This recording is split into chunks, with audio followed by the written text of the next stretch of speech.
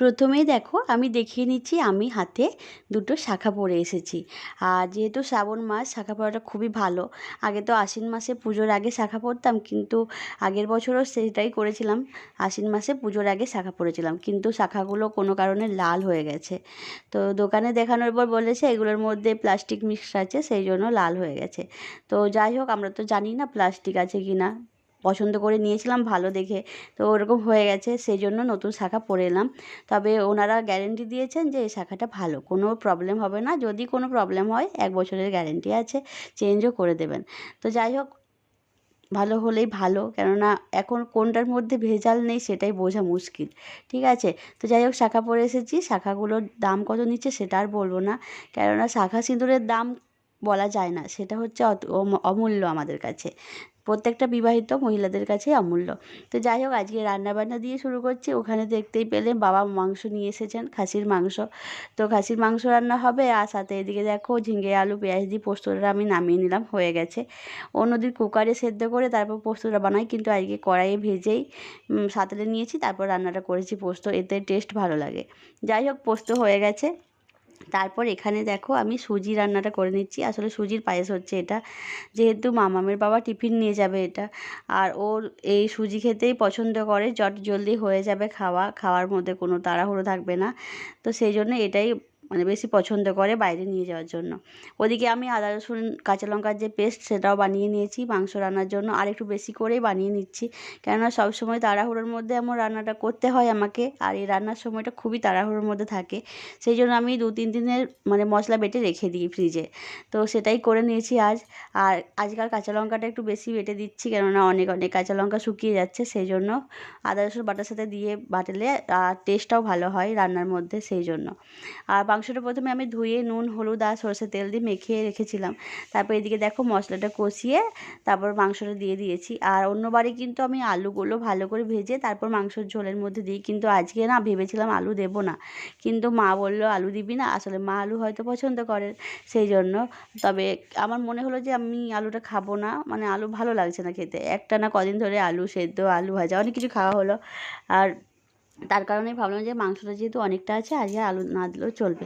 সেই কারণেই কাঁচা আলুগুলো কষানোর সময় দিতে হলো, কারণ আগে থেকে ভেজে রাখা ছিল না বলে। যাই হোক, মাংসটা কষিয়ে নিয়ে তারপর আমি কুকারে দিয়ে দিয়েছি। কুকারে গরম জল ছিল, আগে থেকে গরম করে রেখেছিলাম।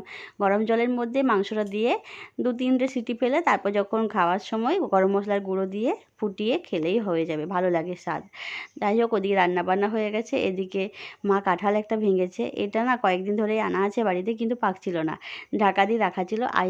আজ দেখলাম, আজ না কালকে দেখেছিলাম পেকে গেছে, তো আজকে সেটা ভাঙা হলো।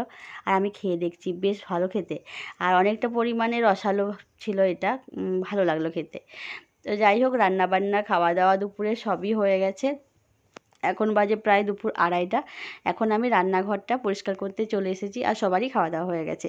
তো রান্নাঘরটা পরিষ্কার করে দুধ গরম করে নেব, তারপর আমি মামামকে ঘুম পাড়াতে নিয়ে যাব। প্রায় শুতে শুতে 3:30-4টে বেজে যায়, আমাদের প্রতিদিনই এরকম হয়, তাছাড়া হয় না তাড়াতাড়ি। আসলে সবাই একজন একজন করে খেতে আসবে, সেই জন্য দেরি হয়ে যায়, সবাই তো একসাথে বসে খেতে পারি না, সেই জন্য অনেকটা দেরি হয়ে যায়। এবার কখনো কখনো হয়তো কাকু ডিউটি থেকে একটু আগে এলো বা কখনো পরে এলো, সেই জন্য আরও একটু দেরি হয়ে যায়। তো যাই হোক, এভাবেই মধ্যবিত্ত পরিবারের সংসারগুলো, এভাবেই খাওয়া দাওয়া হয়, এভাবেই তাদের জীবনযাপন চলে। সবার জীবনে তো আর একই রকমভাবে রুটিন মেনে কাজকর্ম হয় না। তো যাই হোক, প্রথমে দেখো আমি সাবান গুঁড়ি দিয়ে গ্যাসের ওভেন আর স্ল্যাবগুলো প্রথমে ভিজতে দিলাম, ভালো করে হালকা মুছলাম যাতে একটু ওই তেল তেলে ভাবটা চলে যায়। তারপর চিমনিটাও মুছে নিচ্ছি, যেহেতু চিমনি চালিয়ে রান্না করলে কিন্তু চিমনিটা প্রতিদিন মুছে নেওয়া ভালো, কিন্তু হয়তো কখনো কখনো খুব একটা বেশি রিচ রান্না না করলে মোছা হয় না, চালালেও ভুলে যায়। কিন্তু যেহেতু মাছ মাংস এগুলো হলে কিন্তু আমি চিমনিটা মুছে নিই, কেননা খুবই তেল চিট ধরে যায়, তো সেই জন্য। তো চিমনিটা মোছার পরে আমি দেখো গ্যাসের আরও একবার ভালো করে গ্যাসটা অন্য কাপড় দিয়ে, নরম কাপড় দিয়ে মুছে নিচ্ছি। আর একবার মুছলেই পরিষ্কার হয়ে যাবে। আর ওদিকে দেখো আমার মাম্মাম বারান্দার মধ্যে ওর গাড়ি নিয়ে খেলা করছে, কেননা ও ভেবেছে হয়তো আমার মা আজকে আমাকে ঘুম পাড়াবে না, বেশ ভালোই আছি, দিব্যি আছি। তো ভাত খাওয়ার পরে ওর কিন্তু প্রতিদিন এখন অভ্যেস হয়েছে আম পাকা চাই চাই। আর শীতকালে কিন্তু মোসাম্বি লেবু, কমলা লেবু, বেদানা এগুলোও লাগবে। আর এই গরমের দিনে আম পাকা, ওই ফলগুলো খেতে খুবই ভালোবাসে। আর এখনকার দিনে যদি ভাত খাওয়ার পর যদি ওকে আম না দেওয়া হয় হয় কোনো কারণে হয়তো আম পাকা বাড়িতে ছিল না, তাহলে সেদিন কিন্তু খুব কান্নাকাটি করে, ওর আম পাকা লাগবেই আর কি, এমনই অবস্থা। তো যাই হোক চলো, ওদিকে ওকে আম পাকা দেওয়াও হয়ে গেছে, ও আমটা খেয়েও নিয়েছে হয়তো। তো সেটা মা কেটে দিয়েছে আজকে, আমি সব দিন দিই না, আমি একবার করে খুব বিরক্ত হয়ে রেগে যাই। আসলে প্রচণ্ড গরম করছে না এখন, এই দেখো আমার মুখটা দেখেই বুঝতে পারছো এত ঘেমেছি যে কোনো কথা থাকবে না। অবশ্যই ফ্যান চলছে, তবুও আমার এরকম অবস্থা। তো যাই হোক, এদিকে বেসিন টেসিন সব পরিষ্কার করে নেব, আর গ্যাসের যে বার্নারগুলো আছে সেইগুলো ভালো করে সাবান গুঁড়ো দিয়ে ধুয়ে নিচ্ছি। তারপর দেখো এই বেসিনটাও পরিষ্কার করে নিচ্ছি। আর জানি না কে কীভাবে রান্নাঘর বা এই সকল পরিষ্কার করো, আমি কিন্তু এইভাবেই করে থাকি। সবার কাজ কিন্তু সমান না, আর সবার জীবনযাপনও একই রকম না। তো সেই জন্য যে যেমন সে তেমনভাবেই কাজকর্ম করে। আর এই যে প্রজাপতি উঠছে একটা দেখতে পাচ্ছ, আমার মনে হয় যদি আমারও এরকম প্রজাপতির মতো দুটো ডানা থাকতো, মানে 4টে হাত থাকতো, তাহলে আমার খুবই সুবিধা হতো।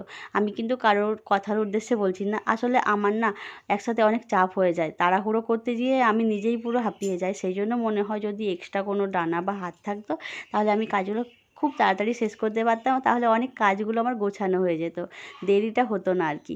তবুও না আমি অনেক স্পিডে করি, তবুও অনেক অনেক কাজের জন্য আমার এরকম অবস্থা হয়ে যায়, পুরো শরীরটা খারাপ করে যায় আমার, গরমের জন্য টেনশন নিয়ে ফেলি। যাই হোক, খাবারের ওই রান্নাঘরের কাজ শেষ, দুধ গরমটাও হয়ে গেছে। আর এখন দেখো সন্ধে হয়ে গেছে, রাতের খাবার বানানোর পালা। রাতের খাবারে আজকে হচ্ছে রুটি। তো রুটিগুলো আমি বেলে দিচ্ছি, মানে আর কি রুটিগুলো বানিয়ে দিচ্ছি, আর মা ওদিকে রুটিগুলো সেঁকে নেবে। তো যাই হোক, এরপর এর সাথে রান্না হবে আজকে তড়কা, রুটি আর তড়কা। সেই তড়কাটা আজকে আমি রান্না করব না, মা করে নেবে, কেননা আজকে মাম্মামকে পড়তে বসাতে দেরি হয়ে গেছে, এখন প্রায় 8টা বাজে। আসলে আজকে বিকেলে ওই যে বললাম দুপুরে শুতে একটু দেরি হয়ে গেছিলো, 4:30 পর প্রায় মাম্মাম ঘুমিয়েছে। তো ও 6টার সময় উঠতে চাইছিল না, একটু দেরি করে ঘুম থেকে উঠেছে, প্রায় 7টা পৌনে 7টার সময় ঘুম থেকে উঠেছে। আর আমিও ঘুমিয়ে গেছিলাম, সেম একই অবস্থা। সেই জন্য আজকে খাবার খাওয়াতে, চা খেতে আর এই খাবার করতে দেরি হয়ে গেছে। তো যাই হোক, এদিকে রুটি হয়ে গেল, মা তরকারিটা করে নেবে, আমি উপরে চলে যাই মাম্মামকে পড়তে বসাবো। তবে আজকের ভিডিওটা এই পর্যন্তই, তোমাদের কেমন লেগেছে অবশ্যই কমেন্টে জানাবে, আর ভালো লাগলে সেটাও জানাবে। আর এই যা গরম, আমার মনে হয় গরমের দিনে এত গরম ছিল না, এই বর্ষাকালে এত ভ্যাপসানি গরম দিচ্ছে, মানে এই গরমে ফ্যানের নিচেও থাকা যাচ্ছে না। তো যাই হোক বন্ধুরা, সবাই ভালো থেকো, সুস্থ থাকো, নতুন একটা ভিডিও নিয়ে ফিরে আসবো। আজকে এই পর্যন্তই, বিদায় নিচ্ছি।